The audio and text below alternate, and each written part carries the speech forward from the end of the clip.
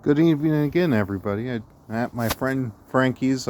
He's a true zone pusher extraordinaire here in Cincinnati, Ohio, Zone 6B. And I'm lucky enough to be able to see part of his plant collection tonight.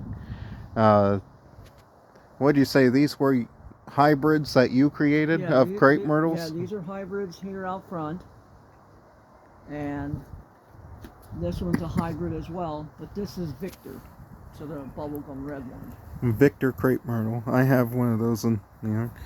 This is a North Carolina, Beaufort County sable miner. This is a Yucca filamentosa, Yucca elata hybrid. Is that what you said it was? Mm-hmm. It's got multiple heads. Here's a little Yucca rostrata I gave him before. Another crepe myrtle. What kind is this one? That one's pink ruffles. Pink ruffles. Another crepe myrtle right here.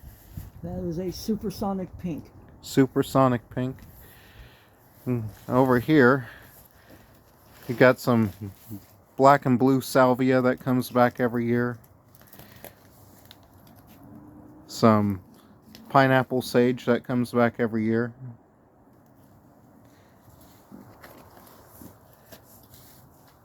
Now, where's the Miss Huff lantana? Right here. This giant thing right here is Miss Huff lantana, and how many years have you had it? This is going on almost 8 years in the ground. This one Wow. right here. I trimmed it back a little bit. 8 years in the ground. When did it stop blooming? Early to mid-November. When did it start? July. That's pretty good. No water. 0 water. Wow. Except for natural. Mm-hmm. And in here you got some Mexican petunias that come back every year.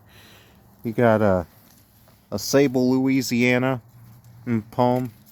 How long have you had the Louisiana? That's 7 years in the ground from a strap. Here's a bloom. There's a lantana bloom. And there's a Hills Hardy rosemary. It's about 4 feet tall. Wild Virginia form southern magnolia. He said these do lose their leaves every once in a while when we get a record cold snap, but they recover. Here's a rosemary here that's actually in bloom here in late November that he calls Arctic Blue. It's not in the trade, but it laughed at -7 degrees. Back here, here's some Apuntia Engelmannii linguiformis I gave him.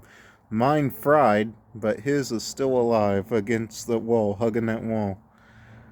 Which, that's incredible. That's a Zone 7, Zone 8 plant. Some actual pampas grass.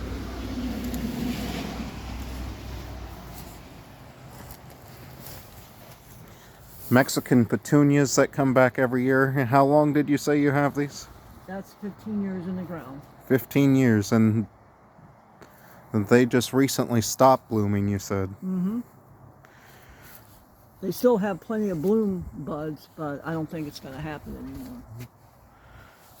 Some Eucalyptus cinerea, and this is 1 season's worth of growth. That's about going on 4.5 feet tall.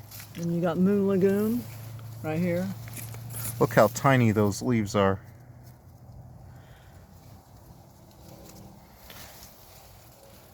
And back here, here's a Camellia April Remembered that I gave him. It unaffected by the freeze. And it looks like there's some bloom buds starting. This is what really shocked me. He does protect this a little bit. How do you protect it? Burlap. With the burlap. This is pineapple guava. Probably the only one in the ground here in Cincinnati.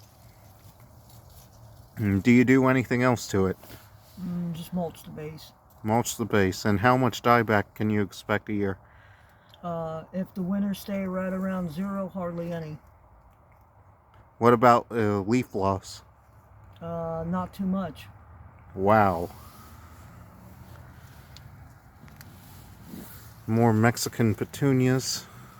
Oh, and then there's a callistemon. This is what shocked me as well. This is Australian bottle brush or callistemon. This, you said, dies back each year, but it regrows? It dies back halfway and then comes back again, so it always retains some wood below. Wow.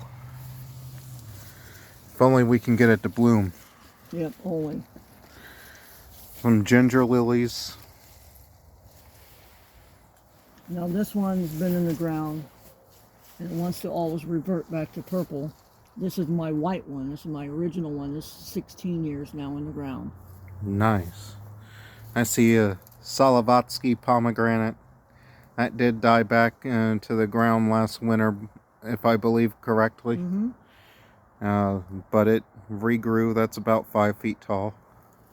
And then we have yellow bells that grows native to Texas and northern Mexico. Wow. And there's a small needle palm I gave him. It's looking good there. And then you got small of the hybrid Sweet Anna oranges times Ponciris. Nice. And we got this beauty right here. Look at this holly here.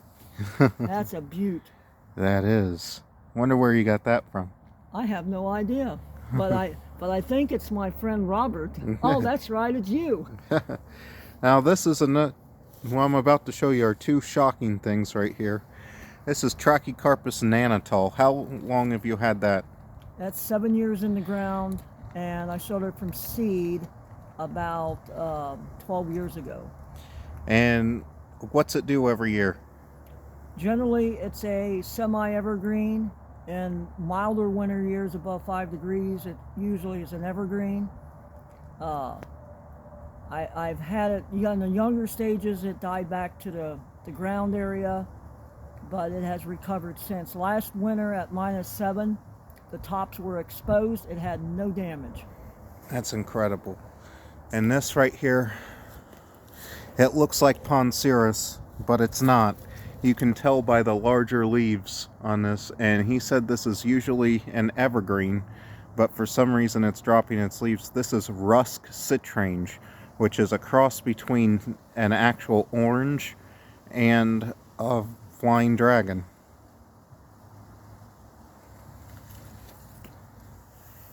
And we should get into the flying dragon hybriding, the natural hybrids on that one as well another time, because there's a lot of hybrids that go into that. Is this one of your hybrids that you created? No, this is from Heinz Nursery. This one's the original Twilight. So very deep, purpley, fuchsia type blooms that kind of glow in the moonlight. A glowing twilight crepe myrtle. How about that? It is less cold hardy, but it's hardy enough. Now what you're looking at here, look at that. That's a Natchez crepe myrtle. It's over 22 feet high. Look at that bark. And you do not protect that because that is too big to protect. I cannot. I can do is hug it if it's cold. Here's another couple gifts I gave him. This is Florida anise, Elysium floridanum. And this is Sable brazoriensis or Brazoria palmetto. Totally unaffected by the cold last year. It didn't even spot, did it? No. No spotting even. Mine at home burnt back to the spear, but mine was in full And then for Robert. exposure. Then for Robert, I decided to do a whole bunch of cuttings for him of the what? Citrange. Yep. So. Nice. Look at that bark on that Natchez crepe myrtle. And then we have a red bay, which is an avocado relative. That stays evergreen. Yep. And we got another ginger lily back there with peach colored blooms. And we have another plant, Robert, that you gave me right here. Now, which one's that one? The hardy calla lily. Oh, the green goddess? Yeah. And then we have another one poking out of a pot that's in the ground.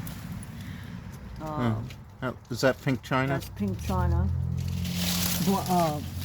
Black pearl has already disappeared. And we have to talk about this needle palm. It's about 6 feet tall. Totally hardy here in Cincinnati. I don't know why people don't plant it. Well, I do know, but I don't. That's a discussion for another day, but That is approximately 15 years in the ground. I got a plant down in Knoxville, Tennessee. That was 1 foot high, and in 15 years it grew additional 5 foot. look at the size of these fronds. And I don't have small hands either. These are Just to note, it has never been fertilized. never fertilized, never protected. The only protection is that wall, and it's a little bit away from it as well. But it does offer some protection from the wind. And this is the pioneer form that they call of southern magnolia. That was planted back in 1994. Yeah.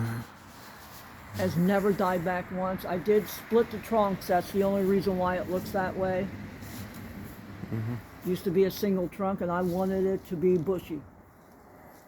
And then back here we have Elaeagnus pungens. Has really cool looking underneath side of the leaves. Don't that look sharp? It does. And then in the fall, late fall, you'll actually have jasmine scented blooms coming from any parts that did not die back. Wow. And that one's probably, I would say, between 5 and 10 below zero on evergreen status, give or take, depending on the wind. At 22 below, it comes back from the roots. Wow. And of course there's some figs there. I don't know what variety. You can't really tell fig varieties by leaf shape. A lot of people think you can, but you can't. You have to do fig identification from leaves and fruit. And this one is Tuskegee crepe myrtle, which is basically a zone 7 one. But if we have a couple mild winters in a row, it puts off these giant football-sized clusters of hot, vibrant pink fuchsia blooms. Nice. And these are some Musa Baschu that I gave them. They're going on late November. They're still pushing out growth. This right here was, he encountered the same thing I did. The so-called Mekong giant banana. Not very hardy or not very giant. That's true. And you remember the name of this one? I don't. What's Okay. This is Velma's Royal Delight. another crepe myrtle? Another crepe myrtle kind of dwarf. Probably would like a more southern wall to get it a little larger. Originally the size was supposed to be between 6 and 8 foot. Nice. And here we have a Baccharis hamifolia called seed caps. And that's actually from the East Coast area. It's pretty much semi-evergreen in our climate. Nice. Yeah, he's got an impressive collection of plants. Oh, and I didn't even show the agave. What am I thinking? Oh, yeah, let's go to the agave. And then come in the spring, later in the spring, you'll have the backyard ready. Mm-hmm.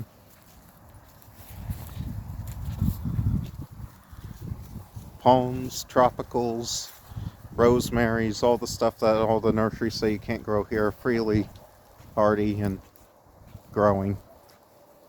Hop on back.